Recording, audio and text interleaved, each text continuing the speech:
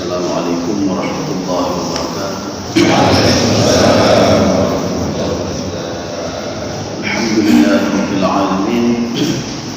Wassalatu wassalamu ala asyrafil anbiya'i wal mursalin wa ala alihi wa ashabihi ajma'in. Raditu billahi rabban wa bil islami dinan wa bi Muhammadin nabiyyan wa rasulah. Bishrah li sadri wa yassir li amri wahlul 'uqdatam min lisani yafqahu qawli. Allahumma ij'al jam'ana hadza jam'an marhuma tafarraqana min ba'dihi tafarruqan ma'suma. Kaum muslimin dan muslimat sidang jamaah subuh Allah. Kita lanjutkan kajian kita masih pada surah Al-Fajr. Kalau tidak salah sudah sampai ayat 15. Betul Pak? Ya, di sini ayat 15. A'udzu billahi minasyaitonir rajim. Bismillahirrahmanirrahim. Fa'ammal insanu idza mabtalahu rabbuhu fa'akramahu wa na'amahu fayaqulu rabbi akraman. Jadi ada dua jenis tipe manusia di sini. Dua jenis tipe manusia. Yang model yang pertama, fa'ammal insan. Jadi kita sudah membahas pada pertemuan yang lalu. Kalau di Al-Quran itu disebutkan al-insan, maka itu mengarah ke makna negatif. Laqad khalaqnal insana fi ahsani taqwim. Jadi saya sudah menjadikan manusia itu sebaik-baik bentuk, tapi dia tidak tahu diri juga, kata Allah. Ini makna negatif. Tsumma radadnahu asfala safilin. Kemudian aku kembalikan dia, kata Allah Subhanahu wa taala, ke neraka. Walaupun nanti ada tafsiran juga, saya kembalikan dia ke bentuk asalnya. Jadi seperti dia dilahirkan tidak tahu apa-apa, ketika dia tua juga tidak tahu apa-apa.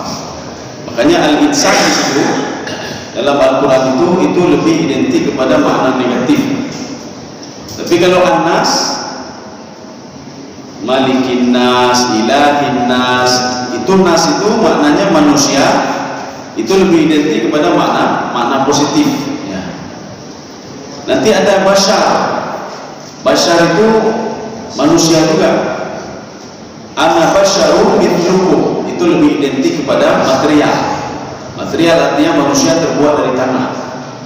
Maka kalau disebutkan bashar di dalam Al-Quran, basyarun di dalam hadis, itu artinya memang manusia, tetapi lebih kepada unsur materialnya, penciptaan manusia dari tanah.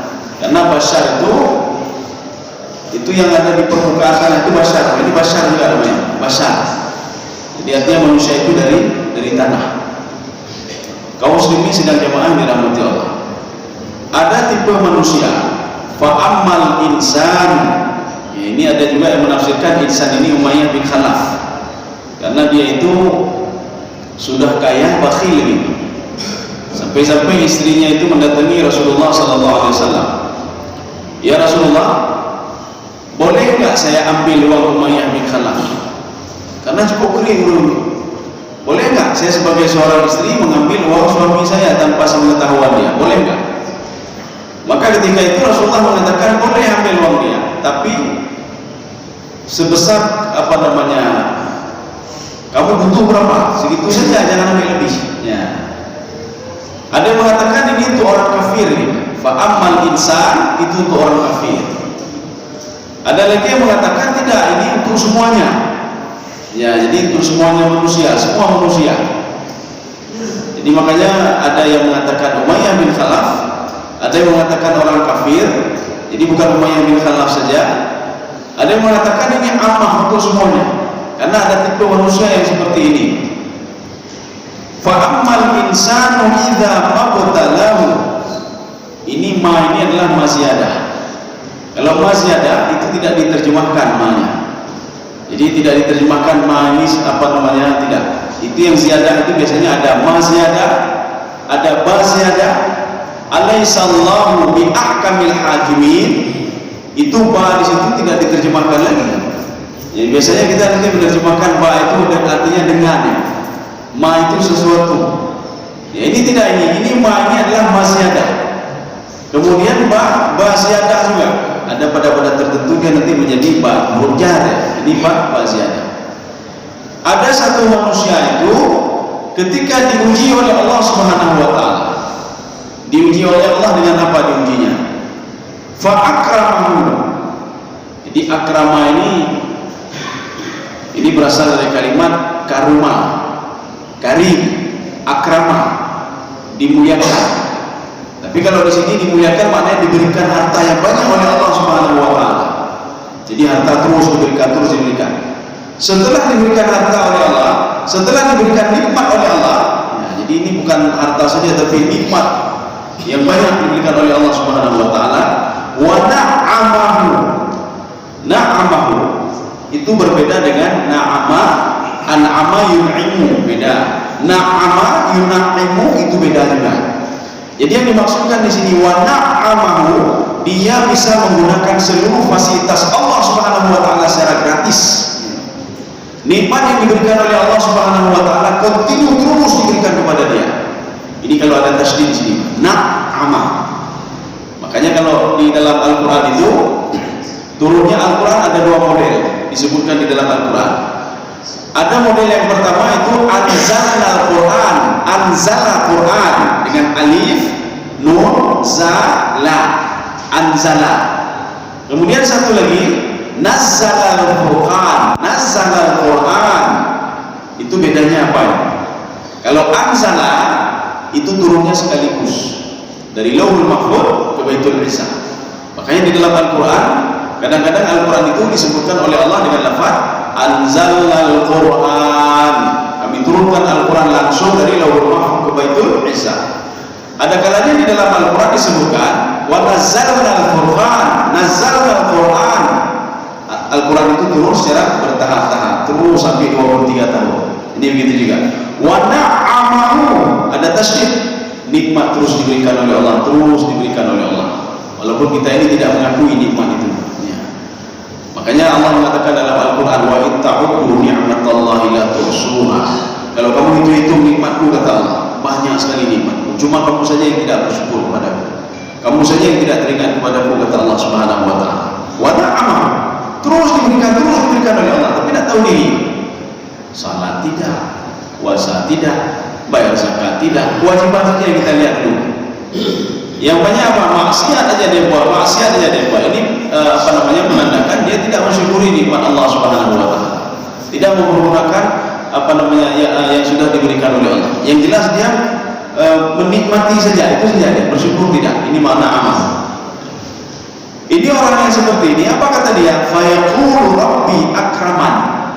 Akraman itu asal katanya akramani, Allah memuliakan saya.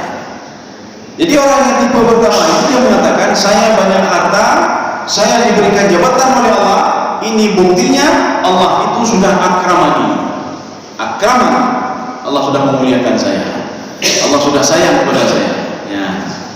Jadi makanya dia melihat dari segi material.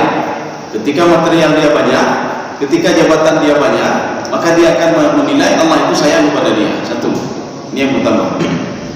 Yang kedua, wa amma idza mabtalahu.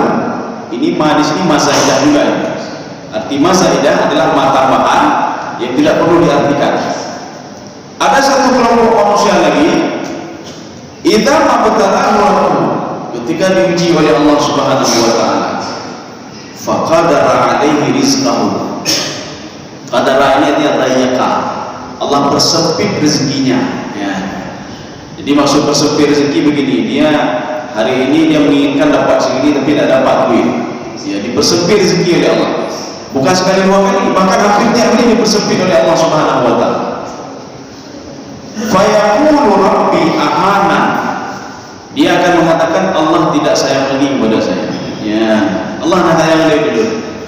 Saya beribadah, saya buat ini, saya baca Al-Quran, saya melakukan ibadah sunnah, tapi rezeki saya kok sedikit sekali ya. Kan banyak orang protes itu, rezeki saya kok sedikit sekali. Padahal dia tidak tahu itu dua diuji oleh Allah Subhanahu wa taala. Dua-dua sedang diuji. Jadi makanya dijawab oleh Allah Subhanahu wa taala. Dijawab oleh Allah, kalla. Jadi kalla itu artinya begini. Di dalam tafsir Ibnu Arabi, itu tidak benar kata Allah. Itu yang kamu anggap harta banyak yang saya berikan kepadamu, jabatan yang saya berikan kepadamu, bukan berarti saya sayang kepadamu. Tidak kata Allah. Beda ada. Kita sudah mengatakan Allah sayang pada saya, harta banyak, semua banyak, tidak pernah diuji. Bukan Allah. Allah ini tidak, bukan di situ sayangnya Allah pada manusia. Maka di dalam tafsir Al-Baydawi, di dalam tafsir Jalalain, apa kata beliau? Allah sayang kepada seorang hamba itu cuma pada satu hal, ya. Bukan pada hartanya, tidak. Dan benci kepada seseorang itu pada satu hal juga, ya. Ini kan berarti bedanya wujud fakir videonya Allah akan benci gitu, Allah nata yang lain, tidak. Maka kata Imam Al-Baydawi, Allah sayang kepada seorang itu pada satu hal, fitrah, ketika dia taat dan patuh kepada Allah. Ketika dia itu patuh pada perintah Allah, ketika dia itu patuh untuk tidak menjalankan apa yang dilarang oleh Allah Subhanahu wa taala. Lalu kemudian Allah ini haram dia jauhkan itu. Sehingga muncullah sifat wara. Ya. Jadi di dalam kajian tasawuf itu ada kajian wara namanya. Wara ini artinya hati-hati. Dia hati-hati dalam berbuat karena apa? Nanti takut dia Allah marah kepada dia. Ya. Maka dia hati-hati dia berbuat. Dia ngomong hati-hati, dia berbuat hati-hati, bergaul hati-hati, hidup juga hati-hati. Kenapa? Dia takut sekali Allah marah nanti. Ini wara namanya. Maka wara itu ada tiga. Yang pertama wara fil haram. Seorang itu hati-hati terhadap sesuatu hal yang haram. Ketika dia tahu haram, langsung dia jauhkan. Oh nyoh pengkok, kayak dapat doa. Jadinya anak daulah, kita cara daulah. Jadi walaupun hadir kita cara daulah wajib ke hadir gimana? Ya. Jadi orang-orang itu orang-orang ini berkata, kamu dia itu haram, dipuji umum. Kenapa? Dia takut nanti ketika dia mendekati haram itu dia akan dibenci oleh Allah. Maka kata Imam Al-Baydawi, Allah itu membenci seseorang pada satu hal. Apa itu? Fil ma'asi, dia berbuat maksiat. Ya. Kaum muslimin sudah jemaah yang dirahmati Allah. Bahkan kelompok ini bukan saja diampuni oleh Allah, maka dilaknat oleh Allah Subhanahu wa taala. Kan di dalam surah Al-Ahzab. Jadi kalau seorang itu barang siapa yartakibu ma'asi, dia berbuat maksiat, kemudian dia syirik kepada Allah Subhanahu wa taala. Dia mengatakan Allah macam-macam. Allah punya anak, katanya. Ini seperti Yahudi, seperti kata Ibnu Abbas. Ini ada tiga yang dimaksud di situ. Itu untuk Yahudi, Nasrani dan orang Muslim.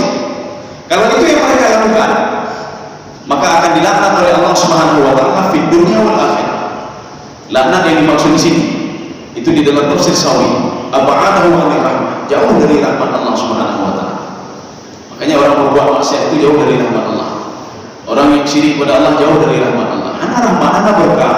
Ya. Menurut dia sudah baik tapi tidak berkah. Kenapa? Karena itu tidak ada keberkahan dan rahmat dari Allah Subhanahu wa taala. Kaum muslimin sedang jamaah di rahmat Allah. Ini wara yang pertama. Artinya akan memunculkan sifat wara. Seorang itu takut sekali. Ini kalau saya buat ini, bagi Allah bagaimana? Seperti seorang karyawan yang terus menjaga pimpinannya. Pak, ini pimpinan saya maunya apa ini? Ya. Kalau saya buat ini marah enggak? Kalau saya buat ini marah enggak? Inilah yang dikatakan wara ini. Ini yang pertama. Yang kedua, wara terhadap hal-hal yang makruh. Makruh bagaimana? Makruh. Bukan makruh. Syubhat. Syubhat. Jadi ketika syubhat itu ragu-ragu. Ini harta saya atau bukan ini? Karena dia ragu-ragu, ini dia tinggalkan saja. Lebih baik saya tinggalkan saja. Untuk apa saya makan harta anak yatim? Untuk apa makan harta anak yatim? Untuk apa akhirnya orang lain? Maka dia menjaga hal-hal seperti ini. Kemudian yang ketiga, ini wara level-level tinggi ini, makanya ini wara level yang ketiga ini. Ini wara yang ketiga, wara terhadap suatu hal yang halal. Kalau kita lihat dari judulnya saja, wara terhadap suatu hal yang halal, kan ada masalah. Halal itu kan punya kita. Kenapa kita mesti hati-hati? Makanya pada level yang ketiga ini, kalau ahli sufi yang level ketiga, dia akan selalu menjaga walaupun itu hal yang halal. Mana contohnya? Seorang bekerja sama orang lain, dia dengan keringatnya sendiri, setelah sore-sore hari diberikan gaji oleh tuannya. Ini gaji kamu. Gaji itu kan halal. Gaji dia sendiri, dia kerja sendiri, tetapi dia melihat tuannya itu mendapatkan harta itu dari yang haram. Ya, ini nyawa level kita ni hancur benar. Jadi level kita hancur. Dia kadang-kadang mau kemana ya, ada mana? Kemana tu? Walaupun hasil kita orangnya pengen, kita tak kaya-kaya kan orangnya ada hantar ni. Makanya ini warna level tertinggi, warna terhadap suatu hal yang halal, menjaga diri. Kesimpulannya apa? Seorang hamba itu dia menjaga diri supaya Allah tidak marah sama dia. Yang baik pun yang bagaimana? Dan melakukan sesuatu hal yang disenangi oleh Allah. Apa itu disenangi oleh Allah? Ya seperti tadi fitrah dalam hal ketaatan kepada Allah. Allah tahu kalau apa yang kita lakukan itu sanggup kita lakukan. Kan Allah yang bicara katanya, anak yang bicara katanya. Allah tahu kita sanggup. Ketika Allah mewajibkan salat kepada kita, Allah tahu kita sanggup melakukan ibadah salat. Ketika diwajibkan puasa, Allah tahu kita sanggup melakukan ibadah puasa. Ya, ini kebahagiaan. La yukallifullahu nafsan illa wus'aha. Kaum muslimin sedang jemaah yang dirahmati Allah. Maka dijawab oleh Allah Subhanahu wa taala, kalla. Di dalam tafsir Ibnu Arabi, apa kata beliau? Itu dua ujian. Yang pertama diuji oleh Allah. Ayashkur, apakah seorang itu bersyukur ketika diberikan harta oleh Allah? Ya. Kadang-kadang nanti takutnya Allah apa ketika diberikan harta dia tidak bersyukur lagi, bangun ingatan Allah. Inilah yang diungkapkan oleh Allah dalam Al-Quran. Walau basatallahu rizqa, kalau rezeki itu dihambur-hamburkan oleh Allah, ya, dihambur-hamburkan gimana? Ini orang yang salah sungguh, orang yang berikan terus rezeki oleh Allah, dihambur-hamburkan oleh Allah. La bakhau fil ardi. Lam ini lam tauhid. La bakhau fil ardi. Mereka akan ingkar kepadamu, kata Allah Subhanahu wa taala. Ya. Ini contohnya sudah banyak dalam sejarah. Karun itu ahli ibadah, kita pikir dia tak Karun dia mah. Itu saudaranya Nabi Musa alaihissalam. Dia beribadah dengan Nabi Musa. Nabi Musa mendakwahi dia, didengar, semua didengar. Tapi terus nikmat harta dia terus ditambah oleh Allah, terus ditambah. Makin ditambah nikmat hartanya oleh Allah, makin dia membangkang kepada Allah Subhanahu wa taala. Inilah yang Allah katakan, la ba'u fil ardi. Dia akan membangkang nanti, kata Allah. Makanya rezeki itu diberikan sedikit. Bahkan itu faqadara alaihi rizqahu. Ada yang dipersempit rezeki oleh Allah Subhanahu wa taala, ingin diuji juga oleh Allah. Ya. Ingin diuji juga. Makanya orang-orang itu ingin diuji oleh Allah apakah dia bersabar atau tidak. Makanya dua-dua diuji. Bukan dua-dua itu sebagai bentuk Allah sayang kepada seorang hamba dan benci pada seorang hamba, tidak. Makanya itu naur mengadur beribadah berbukunya Allah nak sayang lagi dulu. Rezeki juga ini video oleh Allah. Dia berpikir rezeki itu duit saja, tidak ada yang lain. Kaum muslimin sedang jemaah dirahmati Allah. Maka kala di sini lisaja, artinya tidak sama sekali. Makanya kita ambil tafsir Ibnu Arabi, kata beliau, itu dua-dua ujian diuji oleh Allah. Yang pertama diuji oleh Allah, apakah dia bersyukur kepada Allah dan teringat kepada Allah. Yang kedua, apakah dia bersabar, jasa. Jasa ini berhenti kamu, ya Pak. Ketika bijur rezeki Allah, dia sudah tak tahu mau mana lagi. Ketika itu Allah menilai seorang hamba, ini tidak benar, diusik bulan juga tidak benar. Kita juga merujuk ke dalam Al-Quran. Apa kata Allah? Ahasiban nasu ayyutraku ayyaqulu amanna wa hum la yuftanun. Apakah Allah membiarkan begitu saja seorang mengatakan saya beriman ya Allah, saya sudah naik haji, saya sudah umrah, saya sudah bersedekah, saya tahajud dari malam ya Allah, saya baca Al-Quran ya Allah. Apakah Allah percaya begitu saja? Tidak, diuji dulu. Ya, diuji dulu. Jadi makanya Allah katakan ahasiban nasu ayyutraku ayyaqulu amanna wa hum la yuftanun. Apakah manusia berpikir dia itu saya sudah berbuat hebat, saya sudah berbuat ini, apakah Allah akui begitu saja? Tidak, diuji dulu, dilihat dulu apakah betul nggak yang ibadah dia lakukan. Maka banyak orang-orang yang naik haji, sudah umrah, ketika pulang ini makin parah lagi. Ya. Awai asal haji minawate, makin parah lagi. Naurun baca Quran, makin parah lagi. Naurun kali lumayan, tapi makin parah lagi. Akhlaknya makin parah. Makanya diuji oleh Allah Subhanahu wa taala dulu, apakah benar enggak salat dia itu? Benar enggak ibadahnya itu? Maka semua itu diuji oleh Allah. Maka di dalam kitab A'malul Qulub di situ dikatakan ada sebuah hadis yang dikutip di situ oleh Dr. Yasir Ruhami. Apa kata beliau? Innallaha idza ahabba 'abdan Allah itu kalau mencintai seorang hamba itu pasti diuji, tidak mungkin tidak diuji. Makanya kalau ujian itu bertubi-tubi, artinya apa? Allah cinta sekali kepada dia. Ya, kalau tidak diuji, misalnya kita jawab tidak diuji, tidak ada apa-apa. Oh, dia pengen hal itu. Hantar diuji oleh Allah. Ujian tidak ada apa-apa, tidak ada. Itu harus kita tanya dulu pada diri kita. Benar saya Allah yang tanya, karena tidak pernah diuji. Kaum muslimin sedang memahami rahmat Allah. Jadi makanya beliau mengatakan, Ibnu Arabi, itu kemiskinan itu, kata beliau, seorang itu dipersempit hartanya, itu salah satu cara supaya beliau bisa at-tawajjuh ilal haqqi. Beliau lebih dekat lagi dengan Allah Subhanahu wa taala.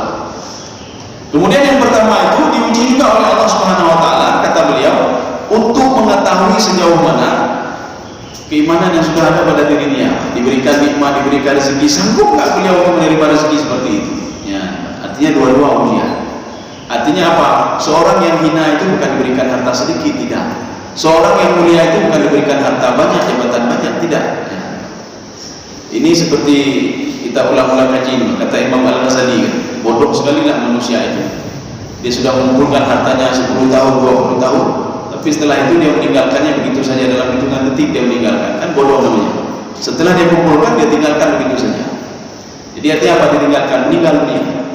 Maka ketika meninggal dunia tidak ada lagi serah terima jabatan. Bahkan di dalam detik juga serah terima jabatan. Nanti belum buah jabatan, 10 buah jabatan itu semua dilepaskan, semua dilepaskan. Maka motor dinah juga kayak iliri jadi gawe, cok motor dinah, cok semua. Jadi artinya ketika kita meninggal dunia semua butuh semua. Harta yang kita kumpulkan tadi semua untuk orang lain, semua dibagi untuk orang lain. Ya. Kaum muslimin sedang jemaah dirahmati. Yang hina itu siapa sebenarnya? Ya, baru dijelaskan oleh Allah di sini, dirincikan satu-satu. Orang yang hina itu bukan yang saya berikan rezeki sedikit, tidak. Ya.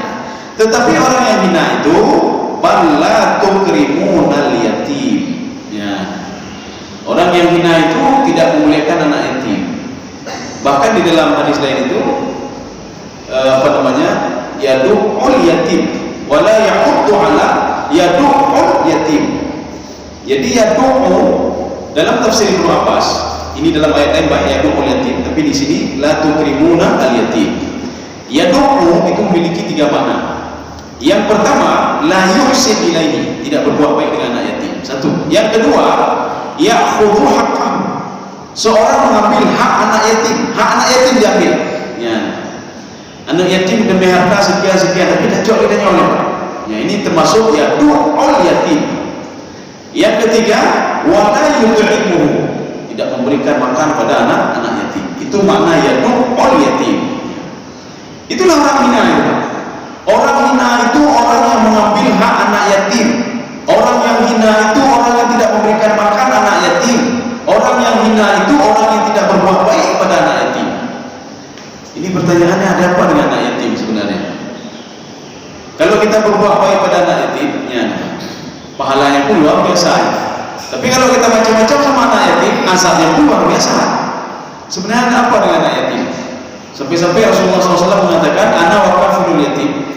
Saya dengan yang menjadi kafalah anak yatim, menanggung anak yatim, seperti ini kata Rasulullah di dalam surga nanti. Artinya dekat sekali kata Rasulullah SAW. Jadi kalau ada seorang sahabat mendatangi Rasulullah, ya Rasulullah, ini hati saya ini keras sekali ini, bagaimana caranya? Ya. Keras bagaimana? Tidak bisa mendengar kebaikan. Ketika didakwahi orang lain, tidak masuk, kita mau kenal demi kenal. Kadang-kadang kompak, masuk lagi keluar lagi.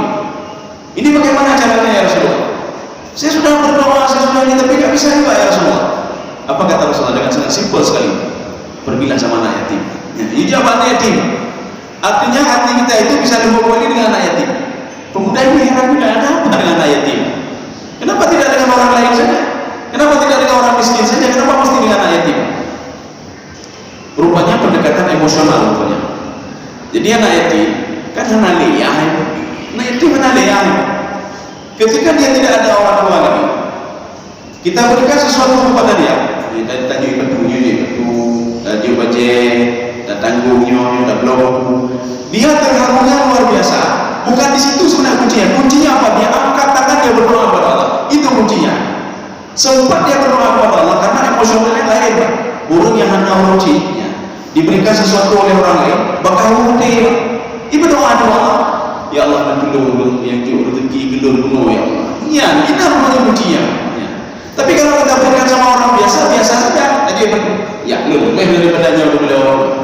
Tak pernah baca, yang bojai rumah, tapi aku apa deh. Tidak ada pengaruh apa sama dia. Tapi sama anak yatim pengaruhnya luar biasa. Apalagi kita mengayomi anak yatim ini, karena dianggap kita sebagai orang tuanya. Ibu doa untuk yang yatim, karena doa kita setiap hari mungkin ditolak oleh Allah. Katanya tak dulu mesti doa ya Allah tolong dan mana rezeki. Hanya kita apa ya Allah, bukan karena aku maafin dan pokoknya. Maksiat yang kita buat itu, kata Syekh Asy-Syantiti, itu menghalang rezeki. Ya, maksiat yang kita buat menghalang rezeki. Maksiat yang kita buat itu menghalang doa kita dikabulkan oleh Allah Subhanahu wa taala. Hana berharap dan doa itu yang bukan mati ini. Hana berharap dan doa itu kalau kita tidak mengakui dosa kita di depan Allah dan meninggalkan perbuatan itu. Tidak bisa. Maka kata Imam Ibnu Katsir dalam tafsir beliau, apa kata beliau? Ayyuhlikal ma'asi, kunci dulu maksiat itu baru berdoa kepada Allah. Makanya kita ini ketika habis habis salat kan diberikan ada etika berdoa, astagfirullah, tak istighfar ya astagfirullah. Kan langsung doa di Allah terjodoh. Ya. Kita beristighfar saja, istighfar kita ini belum tentu diterima juga doa kita. Kalau masih ada dosa-dosa yang kita buat, makanya salah satu caranya melalui anak yatim, melalui anak yatim juga. Itu baru satu anak yatim. Kalau ada 10 anak yatim yang kita tanggung, 20 anak yatim, mungkin dari 20 anak yatim ada 5 doa yang keluar dari mereka, belum mereka. Ya. Tetapi kalau seandainya, hanya kembali kita zalimi mereka, kacau hak awalnya. Ketika orang tua yang meninggal, nyumpah dan banyak yang hidup tertunggu dan mengapa. Kacau alu hartanya, padahal dia dapat jatah 1/3 anak perempuan, dia dapat 2/3 karena ada beberapa orang perempuan, ada laki-laki sebagai asabah, alah bukan kedua namanya cirinya namanya, kacau alu hartanya. Ketika kita ambil harta dia, itu kuliah dia TV berdoa kepada Allah, ambil dia ya. Tetapi sebaliknya kalau kita berbuat baik pada dia, berdoa dia kepada Allah, nyebut doa katanya. Makanya sahabat tadi, ketika dia itu mengayomi anak yatim, maka Rasulullah menyuruh apa?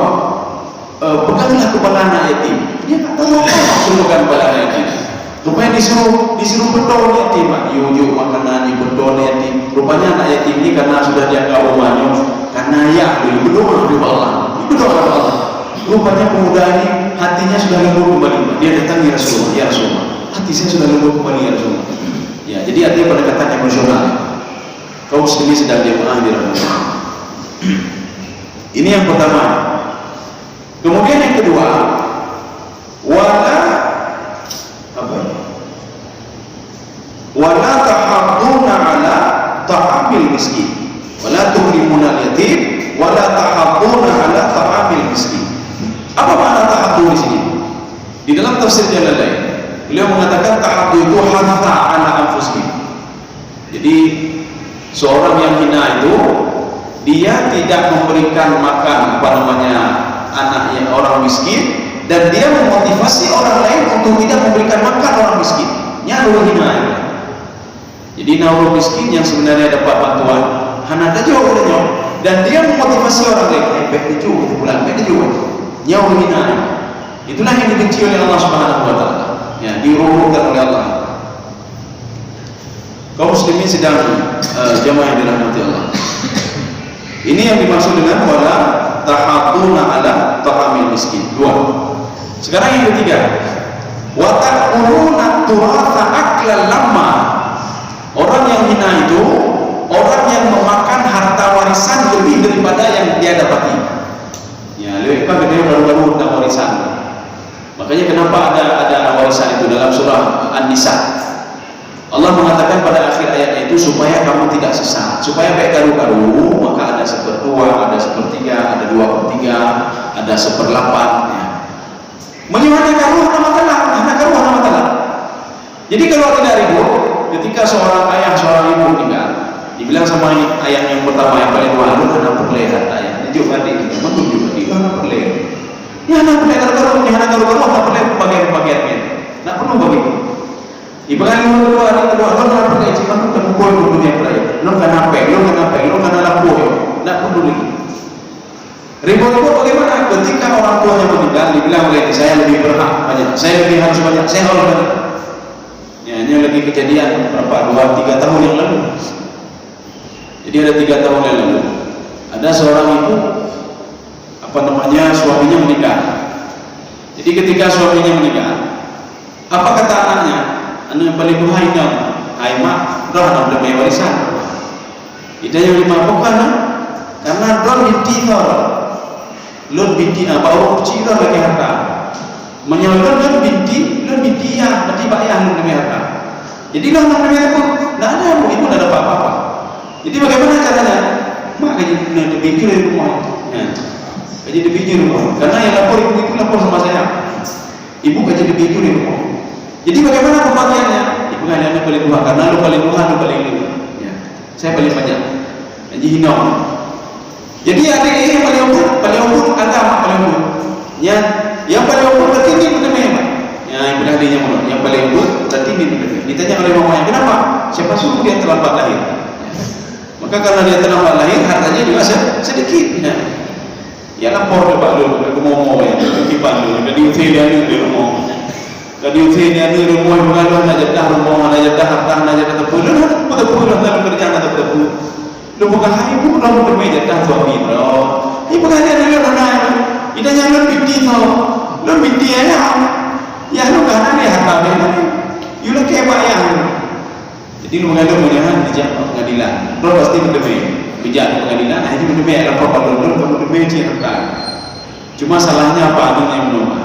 Yang rumah yang raya kuno, makji kaget kau dan habi YouTube lagi ke, habi kamu boleh kena rumahnya. Ya ini pak. Karena jatah ibu sekian itu maka sudah ini namanya watak kuluna turasa aklan lamma. Maka di sini diulang-ulang oleh Allah. Watak kuluna turasa itu harta warisan. Maka diibaratkan mengambil punya orang lain seperti memakan punya orang lain. Watak kulu itu sebuah makna kinayah. Artinya mengambil lebih. Dia dapat jatahnya sepertiga, tapi lebih dari sepertiga diambil. Maka hati-hati masalah itu. Ya. Makanya kalau orang bijak itu udah nampak lelin coba orang buku hartanya. Jadi makanya katanya gara-gara harta warisannya, seorang anak membunuh ayahnya, ibu ya. Nah terusnya ibu anaknya. Nah keluarga ada apa? Dia gara-gara harta, gara-gara kan pindah yang kali abang nyawa kena wajib kali dia kena wajib. Akhirnya apa kacau parah dua-dua. Yang gara-garanya. Itulah orang yang hina yang kata. Itulah orang hina yang makan harta warisan punya orang lain.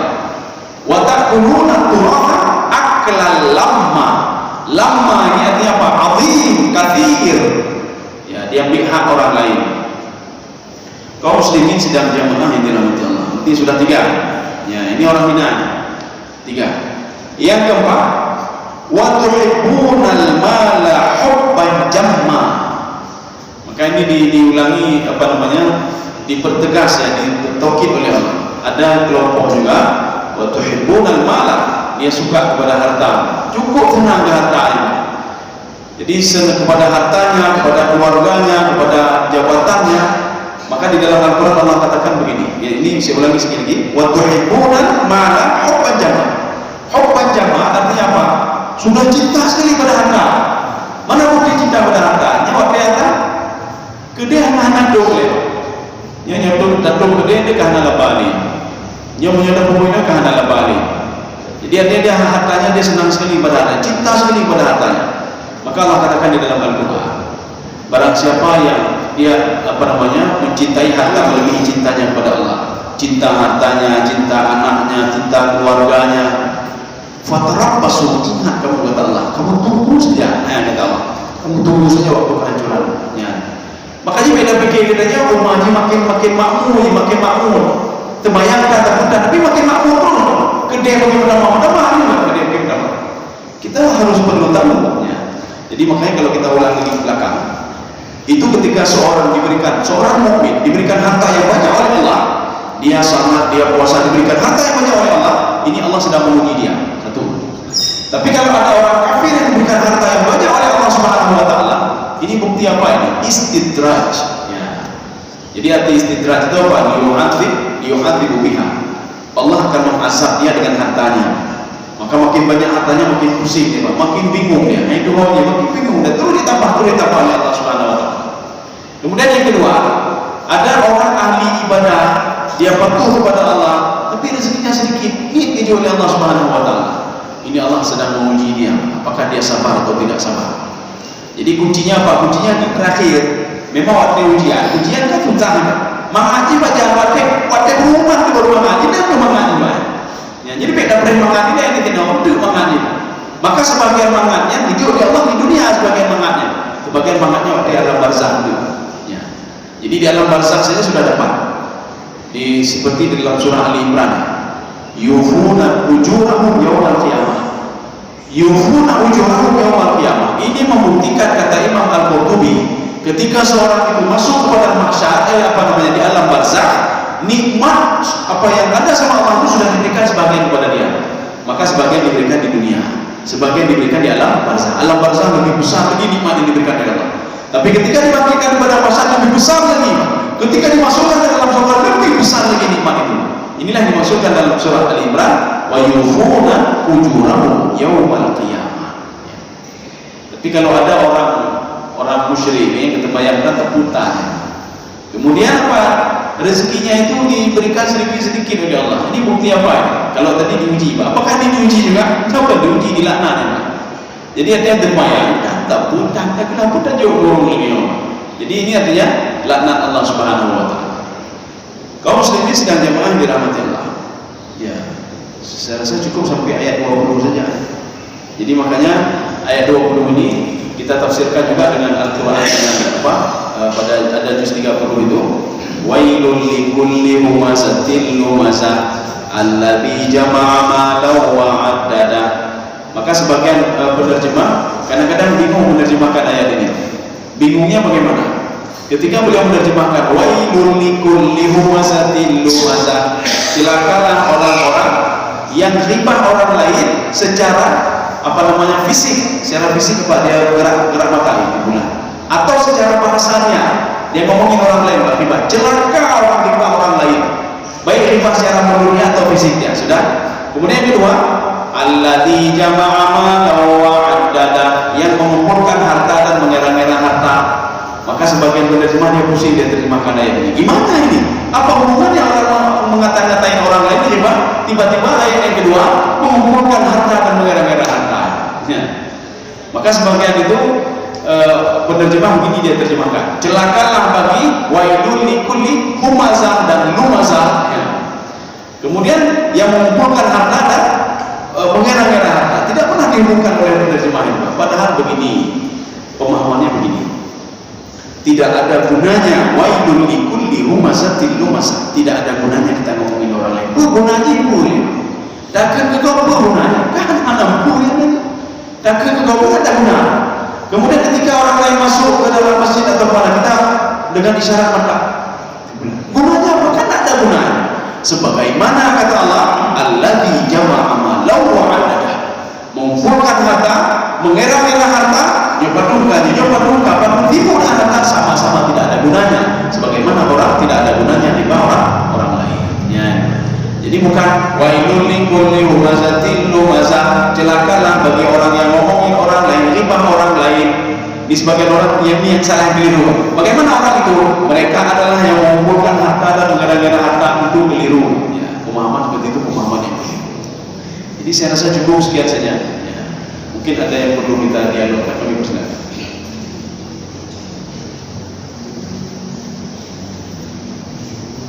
Ada pertanyaan? Ya. Assalamualaikum warahmatullahi wabarakatuh. Dari 17 sampai 19 ini ya, miskin dan anak yatim ini kan sebagai transfer. Iya. Jadi Allah memberikan isyarat untuk kamu cari harta yang posisikan. Iya. Kan sedang di isyaratnya besar. Iya. Maksudnya kita mencari harta, sejak kita untuk kita bagi ini kepada yatim. Jadi transfer. Ya Allah ajarkan kita untuk transfer ke akhirat di fakir miskin dan anak yatim. Oh iya. Ya, jadi makanya supaya tidak rugi, harta yang kita dapatkan itu berubah. Kita kan butuh berkah. Kita bukan butuh banyak harta, berapa banyak harta, tapi kita butuh berkah. Harta itu berkah. Jadi arti berkah apa? Ya, sebagai orang mampu berkah ya. Jadi berkah itu kita dalam waktu 1 jam bisa melakukan apa saja. Kita dalam 24 jam itu kadang-kadang orang yang buku ini apa saya buat 24 jam ini? Boleh buku. Nunggu akhirnya buku dia Pak. Artinya anak berkah. Jadi keberkahan itu waktu yang sempit, tetapi kita bisa melakukan banyak hal. Ya, itu keberkahan. Maka salah satu untuk supaya harta kita berkah, maka sisihkanlah untuk anak yatim dan juga anak yatim dan juga menyahanap dia coba aja anak yatim hartanya. Ya. Jadi anak yatim kan ada batasan umur kan.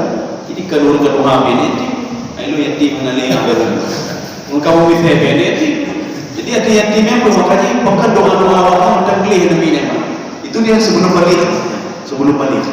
Artinya anak sebelum ada kewajiban, setelah baliknya ke yatim dia nantinya. Jadi makanya setelah kalau di Banda Aceh ini itu umur 15 tahun. Setelah itu anak yatim nih, maka tidak boleh mengambil harta dari muhsinin. Mereka mau memberikan untuk anak yatim, tapi kita berikan untuk orang-orang yang kuliah, juga yatim kuliah. Tidak bisa. Makanya untuk orang kuliah boleh kita ambil dari Baitul Mal dengan syarat apa? Tidak boleh ambil dari sini yatim, dari sini miskin kita ambil, dari miskin, ya. Tidak boleh dari yatim. Kita sudah mendalimi itu harta anak yatim, harta orang muslimin yang diberikan buat yatim, yang bukan yatim ya. Maka punya guru yang kaya itu anak peka sosial ini, anak peka sosial bagi Pak. Makanya kenapa anak yatim itu sebelum balik? Karena Pak emosionalnya, ya emosional ini. Dan Nabi punya dari berduimo nih Pak, yatim dengan kaya nih Pak, dengan kaya. Oke berdoa ada apa? Tapi punya anak umur 20 sudah jauh hai kan yatim macam idol belum pun dari apa? Ya jadi makanya anak yatim itu ya, makanya kita transfer harta namanya. Ya jadi artinya kita sisihkan dan juga oleh itu harta kita yang kita jual ke hartanya, yang kita simpan yang harta yang kita simpan.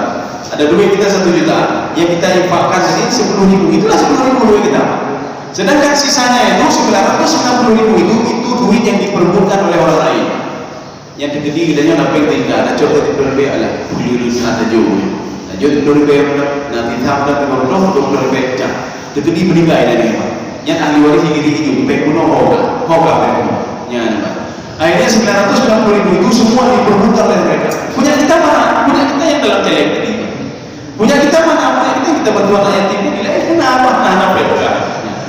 Jadi makanya kalau ingin mau harta bersih, mau apa berinfak, bersedekah, bantuan yatim, ayo dia anak yatim ya. Untuk supaya melumpuh hati, Pak, melumpuh hati, kan yatim juga, kan yatim juga. Nah, demikian. Kedua, ya.